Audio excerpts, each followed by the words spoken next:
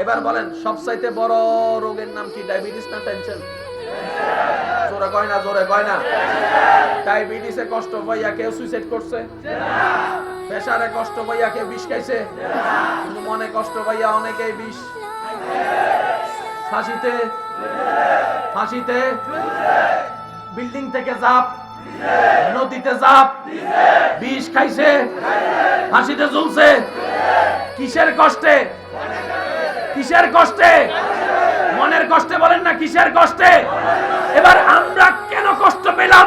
কিছু মানুষকে এখানে জায়গা দিয়েছি, আপন ভেবেছি, পরে পর হয়ে গিয়েছে। বন্ধু ভেবেছি, পরে পিছনে ছুরি মেরে দিয়েছে। বুকে টেনে নিয়েছি, পিছনে লাথি মেরে দিয়েছে। কোথায় রাখলাম? মনে রেখেছি, তাই তো মনে আঘাত পেয়েছি।